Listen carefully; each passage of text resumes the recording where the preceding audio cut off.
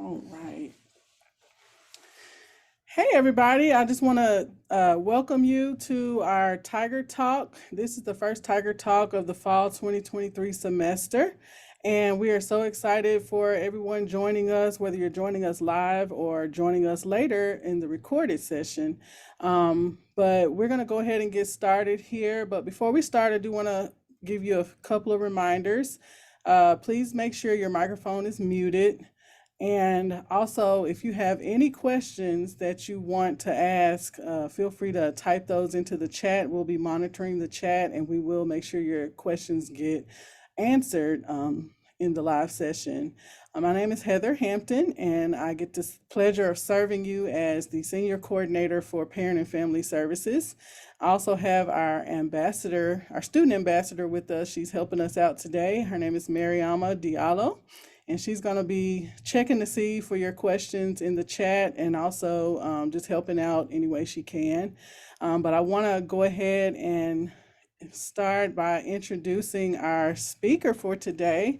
We're talking about helping your student navigate academic advising, and we have none other than the wonderful and amazing Dr. Dale Williams here. She's the director of the Academic Advising Center here at the U of M, and she's going to be answering your questions regarding academic advising and how you can assist your student as much as possible so that they can have a successful journey through academic advising. So I'll let Dr. Williams get started with just introducing herself, and then I have a surprise question for her that I want to ask.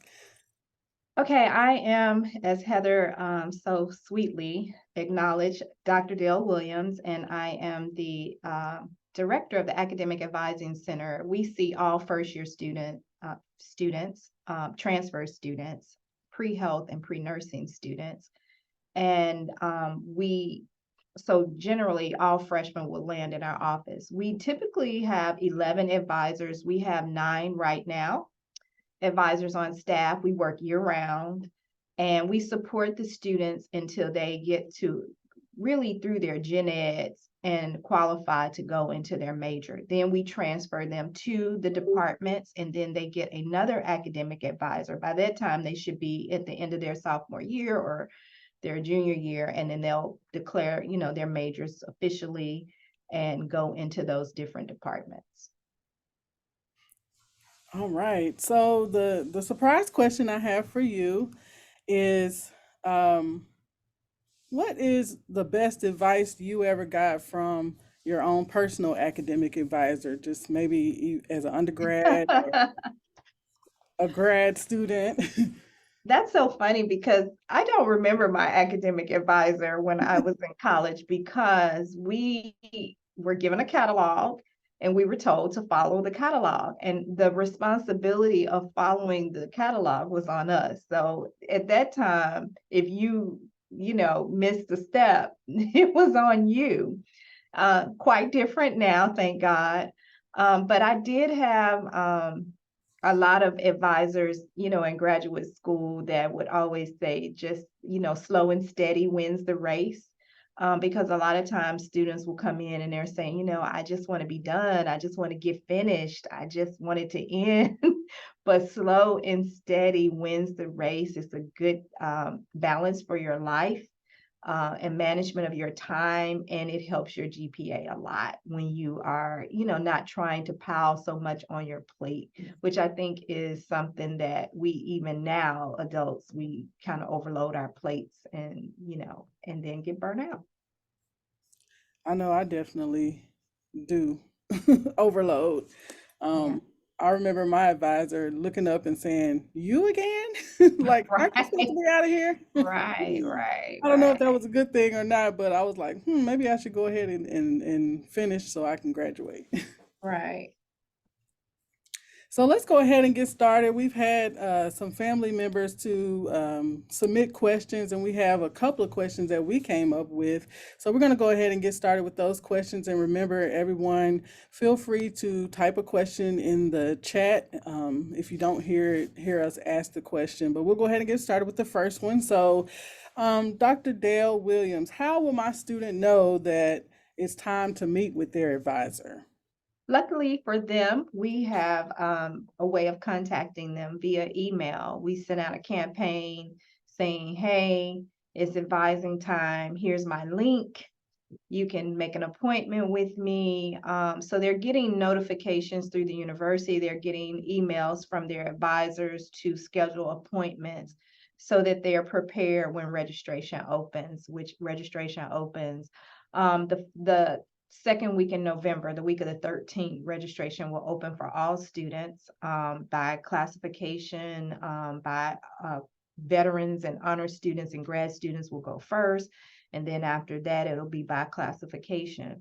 And even the students who are taking ACAD 1100 will have the opportunity to register a day early.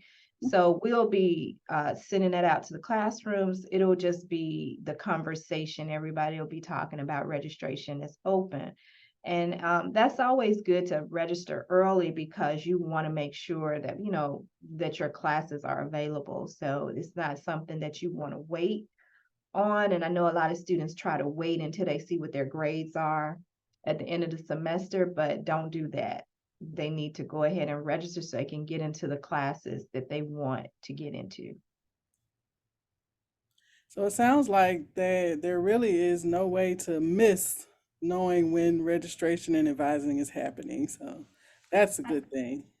Yeah, but yet you will have some students who will miss it because they don't check their emails. And I would tell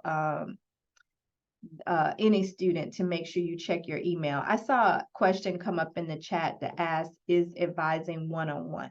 Typically, advising is one-on-one. Sometimes, depending on the major of the student, say like they're a pre-nursing student where the schedules are a little bit more refined, you may find the student may give the option to go into a group advising setting with all of those students who are in the same major, and then the advisor will talk them through. But generally, yes, they have the option to make a one-on-one appointment by phone, by email, by Zoom, or they can come in person. So that is one of your questions, I think. How can they um, make those appointments? So we try to meet the students where they are. They don't have time to come on campus, then let's get on Zoom and walk through it, which might be better for the student because we have a lot of online students, commuter students, adult students that just can't make it here. So, or if they're not good with technology, then let's pick up the phone and I can talk you through it. And things like that. And then, of course, that one-on-one traditional appointment is always available to students. That's good. That's good. So if a student is not quite sure who their advisor is, how can they find that information out? Typically, that is in their navigate screen. The name of that advisor is on their screen. But if not, they can always call their mate. If they're a freshman student still taking gen eds and things like that, or a transfer student, they can always call our office, which is the Academic Advising Center. And then we will look it up for them if they are not sure how to find it.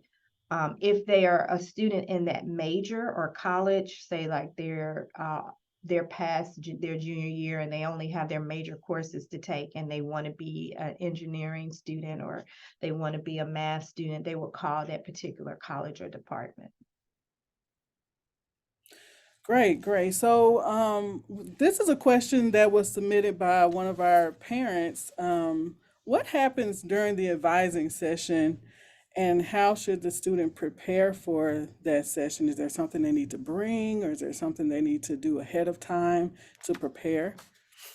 Typically, when a student declares their major, in our catalog, there is a list of courses that they have to take. And there's a list of courses in their first advising appointment that the advisor shared with them to ask them to choose from in terms of their gen eds.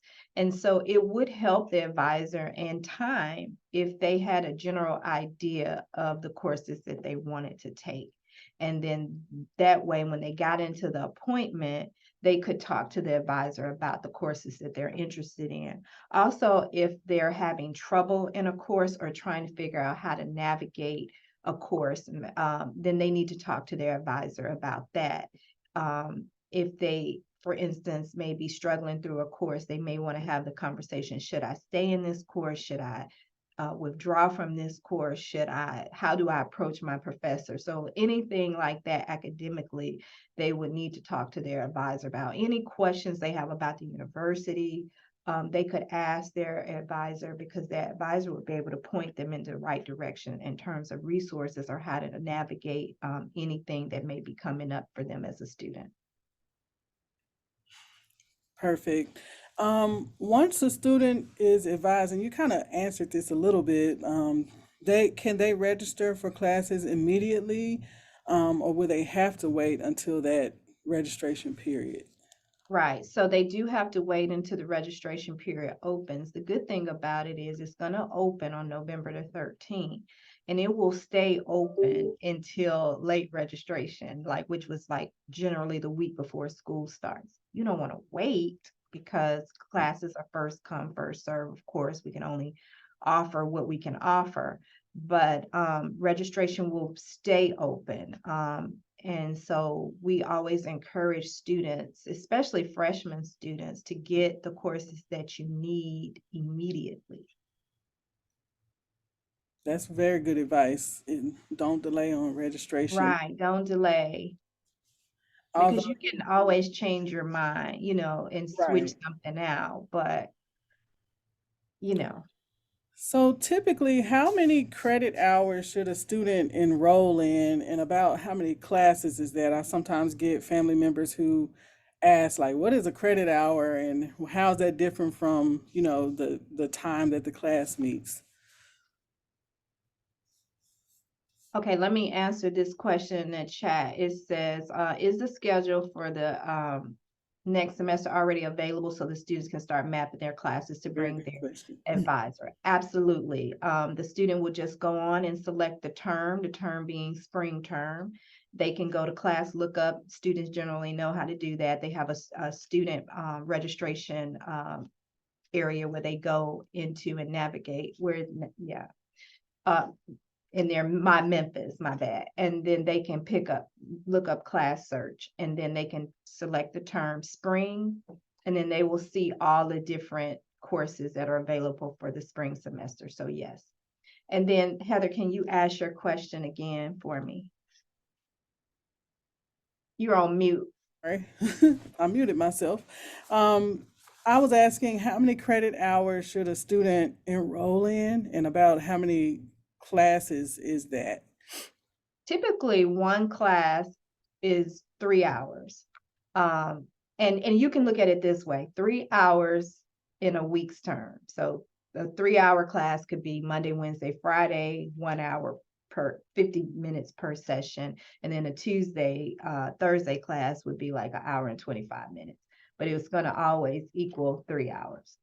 Um, and we typically will schedule a student for 15 hours. That's 5 classes, because if they run into a problem and drop a course, they can still be full-time. And sometimes financial aid, some of them may be on financial aid, will require a student, in order to be eligible for aid, to be full-time, but also it keeps them on track for graduation. So we anticipate a 4 to 5 year graduation. Now, if a student is working and has a lot of extracurricular things going on, we may say, okay, we're going to give you 12 hours, but you can't drop a class if something happens. So that 15 hours is like a cushion, so that if you need to shift some things around, you still have some wiggle room. But we do try, we listen to the student in terms of what they have going on in their lives, so that we are not overloading them. But typically a student coming out of high school would be used to that type of schedule. So it wouldn't be a big transition. That's good. So, another question from a parent: what should my student do if a class that they need is full when they get ready to register? So two things. When a class is full, we have what's called a wait list, and it will put them automatically in that wait list which means if anything happens where a space becomes available, they will receive an email. And this is why checking your email is important. They'll have about 24 hours to respond to that email or to register for their course based on the notification. If they don't respond within that time period, it will go to the next person. So that's one way of, getting into the course. If the course is just not giving you the option to be waitlisted, we have what's called a closed class permit. You can, and then all you have to do is type in the search menu permit, find the department, and you can look for the way to request that permit. You can request a permit, a closed class permit from the department. Now, that doesn't mean you're going to get in the class. It just means that you're asking for permission to enter the class. And they may decide based on your circumstances. So let's say you're a senior and you're trying to graduate, then they may say, well, you absolutely need this class, so we're going to give you this class. But the department determines whether or not you will get the closed class permit. So there's no way of making the department do that. And a lot of factors go into how you can enter into a closed class. So for instance, English typically wouldn't take extra students because of the amount of grading, papers, and reading that the instructor would have to do. So they may not always take an overload of students. So that's why we always tell students to make sure that you're registering in a timely manner so that you don't have to go through that. But the best way, the waitlisting is, and that's pretty new, like within the last 5 or so years. That definitely wasn't a thing 5 years ago. So the waitlisting works really, really well. There is another question in the chat. It says, how does it work for honor students as far as having priority to sign up for classes? Do they register early? Yes, they do. They register early. I think they register either their first or second day with the other students, and it's designated. Like if you look on our admissions on the registrar's website, it tells you the days. You could go to 2023 spring dates and deadlines. It will tell you the days that students can register. That's good. So if your student is in the honors program, that's a little perk for them. So that's pretty cool. So another parent has a student who started as undecided. They hadn't determined their major yet, and they're still undecided. So what can that parent do to kind of help their student navigate that and think about what major they want to do? What would you get? What advice would you give to a parent who's wanting to help their student kind of get off the fence and make a decision? We just had the biggest event that my office puts on, which is Discover Your Major Day, where all the departments and all of the colleges come together to kind of break down what their major has to offer. So hopefully your student was able to participate in that. But also when you're taking those gen ed courses, sometimes those courses can lead interest into majors. So you may never have thought about anthropology, but you had to take an anthropology course, and that may get you interested in things like that. So I would say have that student do research, like narrow down some some subjects that they really enjoy, and then kind of do research. But also career services has they have like a test you can take to kind of see what your strengths and weaknesses are. It's like a career compass test, and it kind of guides you, and they have 2 different ones. And so that's another way I would say have your student visit career services and let them take them through those different paths so they can really identify the skills that they are good at, and so that they can look and then they can explain to them the different majors and the different careers that tie into their interests. So we got to really teach our students how to utilize these resources, because if they were not a student, they would have to pay somebody to do these things for them. So career services can really talk to them about trying different internships and all different types of programs that maybe a student wouldn't just know about generally. So I would definitely send them there.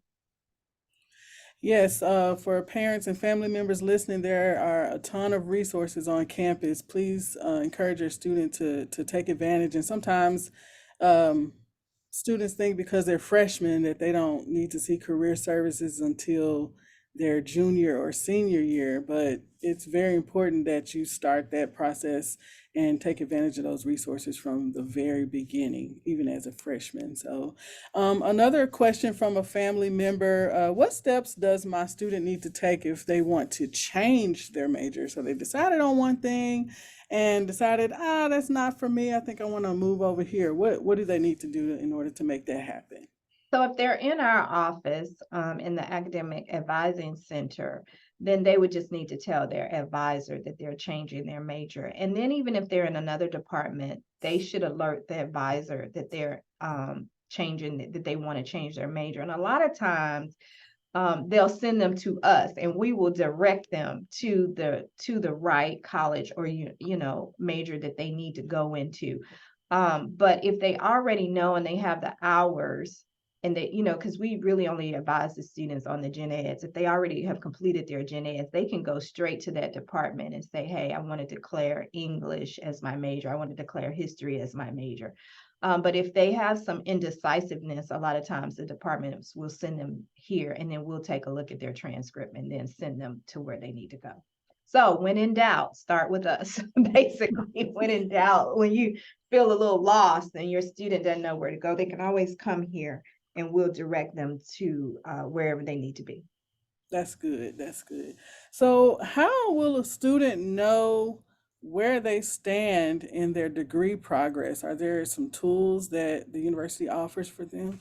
Oh my God, yes. So we have degree, which they can pull that up on their My Memphis portal. And we also have Navigate, which are both degree working systems. And it just depends on who's advising you in terms of which one that advisor uses most.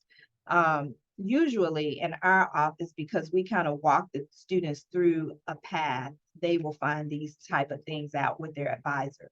But there are a lot of departments that are going to load their classes into degree or Navigate, and then they can kind of see it as they go. And they can also do that themselves. And they can always look at their major in terms of the undergraduate catalog and kind of see what courses they're going to be taking. And am I on track? And be really knowledgeable about that so that somebody's not just telling you, but you kind of know for yourself. Yeah, it's definitely important to kind of take some of that responsibility as a student to know where you stand and know at least how to find the tools that you need to get into that knowledge. So that's very good. Can students drop a course at any time, or is there a certain time of the semester that they can drop if they decide that maybe they took that midterm and it's not looking good and they want to get out of that? So how does that work? Oh my goodness. So yes. There, so yes, they can withdraw from a course that they're in. Once they get past the registration period, that course is on their transcript. And what happens is that if they want to drop a course, they have until November 18th to self-withdraw. And that course is still going to be on their transcript, but it's going to have a W beside it, and W means withdraw. And that sometimes will stress students out. I don't want a W. Well, a W, what does that mean?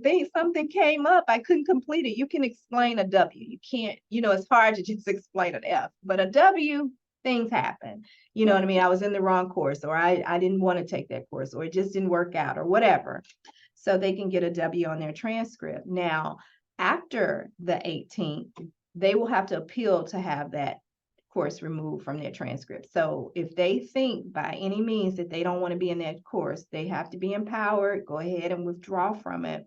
But before they withdraw, they need to make sure they check with financial aid if they are on financial aid, because Financial aid has rules and regulations, which we are not equipped to talk financial aid rules and regulations. So before we tell any student to drop a course, we tell them you need to check with your scholarship. You need to make sure that this is okay with your scholarship. You need to make sure that this is okay if you are using some type of waiver for your courses, if you're on financial aid, any type of a system like that that's paying for your courses. You must talk to them before you drop, because a lot of people have lost their Hope Scholarship because they dropped and didn't go check and make sure what the stipulations and regulations were for Hope. Wow. And sometimes even if you appeal these things, you don't get it back. So we always tell students, yes, you have the power to withdraw, but you must know the rules and regulations for whatever institution that's paying for your college, whether or not you have enough hours to sustain yourself to move forward. That's good. Good information to know. Before you click that delete button, are you sure? Right, right. um, And so that and also meet with your advisor yeah, yeah. as well. But if but make sure you check with wherever that money's coming from. And that might be checking with mom and dad too. Yeah, check with mom and dad to make sure. So, what happens in the unfortunate case that a student didn't drop the course and they ended up failing a course? How does this impact them, and what recourses do they have moving forward in the future? So students, in order to graduate, have to have a 2.0, and that is the goal, to keep you above a 2.0. If you fail a course and your grade drops below a 2.0, you're going to be on academic warning. And then after that comes academic probation. And then after that comes academic suspension. So if we see a student is below a 2.0 and they're on academic warning, and let's just say this is a warning, this is like, hey, you need to get it together. We need you to bring it over to a 2.0. Then you may be asked to retake that course, because that is going to be the quickest way and the most efficient way to make sure that you can get ahead of that 2.0. So really, that is something that may be recommended. And it could be a course like, say it's English, where you're required to have a C or better in English, a C minus or better in English. So that may be a course, if you get a D in, even if you get a D, not just an F, you got to retake that course. So that is why when you are in a situation where you're teetering, where you can see it going down the slope, because some people don't want to give up, they'll just stay in it and they can't just accept it. You need to talk to somebody honestly and get some advice. Should I stay in this course?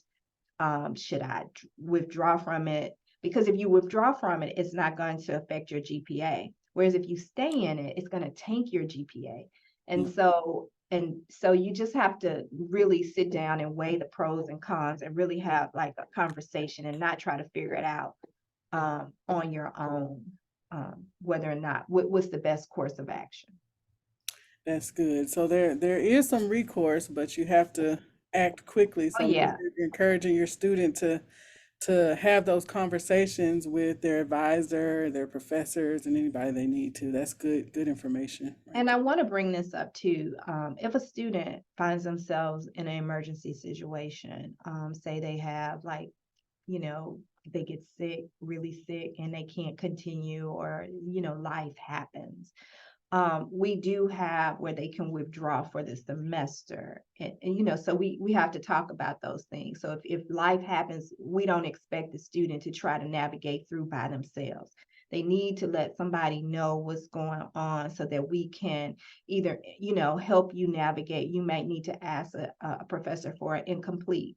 So we have measures in place so that if you get sick, or if you need to handle an emergency, or you get hurt or something like that, that prevents you from going to your classes on a regular basis, you need to let somebody help you and know, so we can get in front of it and figure out the best course of action in that regard as well. That's good. That's good. So we have a question in the chat from a parent. What if the student is waiting to hear about admissions to the nursing program? Oh God. Nursing is the focus right now. Just Does when everything was going so well.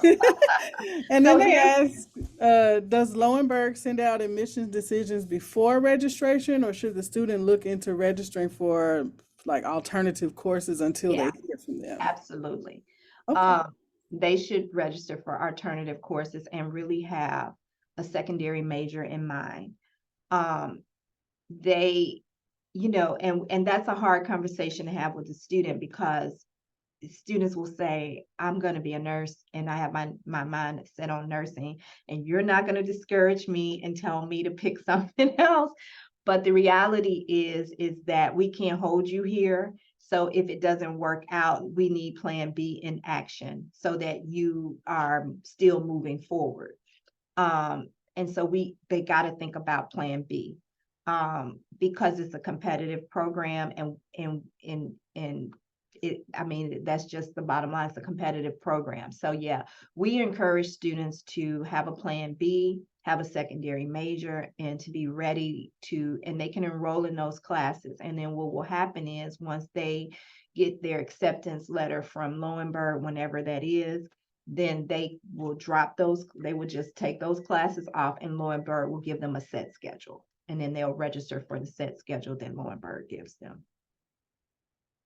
That's good. That's good. So, the keep those questions coming in the chat. You all are asking that really good questions. was a Um, good question. that was a good response too. So it was very Yeah. thorough and hopefully gives them some idea of what they have as far as alternatives until they hear from them.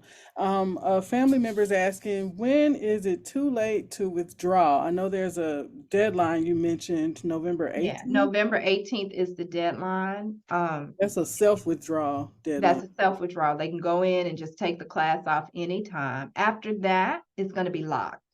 And so after that, they will not be able to withdraw from individual classes.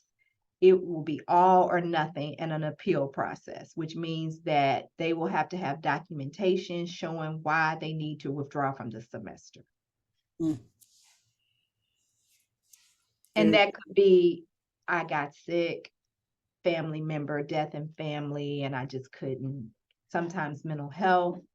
It can be a number of reasons, but it must be something that is documented. mm, very good. So we get this question a lot from family members and parents. Can I attend my student's advising appointment? With the student's permission, because we are under FERPA, we have to have the student's permission for you. So if you came to the advising appointment, the advisor would ask the student, are you okay with your mom coming in?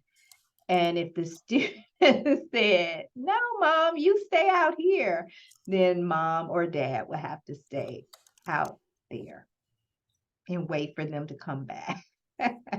So hopefully all the parents out there will hear it. It's up to your Yeah. student. So make sure that you are having those conversations about expectations with your student, and of course ultimately, allowing them to take the reins of the advising and you know effectiveness for themselves, and letting go sometimes that means. Even when students come to orientation and they come to the advising part, we don't let the parents come.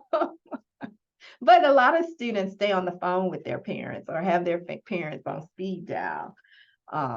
But yeah, we don't let the parents come because it's just it's a lot of rules we have to follow as well. Yeah. And I think it's a little harder in the beginning for Mhm. parents and Oh family yeah. members, and then as the student progresses and you start to see them kind of become more independent, and parents typically will start to be less likely to want to attend those meetings. They may check in with them afterwards and or talk to them beforehand. So just keep that in mind, that it's all a journey and a journey to independence, and we're all navigating it together. So, the last question that I have that a parent submitted is, what conversations do I need to have with my student regarding advising, grades, and things like that? I would say you can always ask, do you like your advisor? How's your relationship going with your advisor? Have you made an advising appointment? How often do you see your advisor? What are your grades? Can I see them? Would you like to share your grades with me? But yeah, just those things to really keep it on the student's mind. For them to really make time because this is really not the generation that makes appointments, right? So just reminding them the importance of that, making that appointment. Our since we see all freshmen, our appointments are always like we're always booked. And so not waiting to the last minute to make those appointments. Oh, I thought about it today. We have certain days we do drop in advising. But a lot of time it's by appointment only and it's first come first serve. So really just reminding them like soon as they get that email from their advisor to go ahead and knock that appointment out so that they're prepared and ready because a lot of people are going to want to register when registration opens but they hadn't made an appointment and then they're going to have to wait. So we don't want that. We want students making appointments. And so right now, as your student, have you been cleared to register? Have you met with your advisor? And if they say no, then say you need to make an appointment. That's very, very good advice. And we try to include those little prompts on our social media channels and also in our Parent and Family Association e-newsletter that we send out every other week to members, little prompts like that so that you can start asking your student those types of questions. Um, I'm looking at the chat to see if we have any other questions because that's all the questions that we have that we received from parents and family members. And if we don't have any other questions, I do want to thank Dr. Dale Williams for taking the time out to join us. She was very insightful, answering a lot of all of our questions very thoroughly, and she has a lot of wisdom, and her and her staff are here to help your students succeed, and they do a great job at that and making sure they stay on track and answering any life questions that they have. You really develop a good, strong relationship with your advisor as a student. So that's something that we want to see. And we thank all the family members for participating today. And if you're watching this later, if you have any questions for not only Parent and Family Services, but for the Academic Advising Center, feel free to reach out to us at parents@memphis.edu and let us know. We'll make sure we get you in contact with them. Um, so right now I have a couple of announcements. Finals care packages are going on sale starting Monday, the 23rd. So if you didn't choose the bundle or didn't pay for the bundle at the beginning of the semester, you have another opportunity to show some support and love to your student through a finals care package, and those will be on sale for a few weeks. So we invite you starting Monday, come to our website and click that link so that you can purchase that for that student and just give them a little edge and nudge to do well in their final exams. And then we have another Tiger Talk coming up next Wednesday, October 25th at 1 o'clock Central. And we'll be talking with the educational support program we call ESP, and they'll be talking about helping your student have academic success. And so we hope that you will join us then. We will put this recording out on our YouTube channel starting at 5 p.m. Central today, and then it will be available on demand for anyone who wants to listen, or if you want to go back and really take in and review some of the answers and wisdom that Dr. Williams has given us today. So we thank you again for attending, and this ends our Tiger Talk for today. So everyone have a great day and a great week, and we'll see you on the next Tiger Talk. Thank you. Thank you all.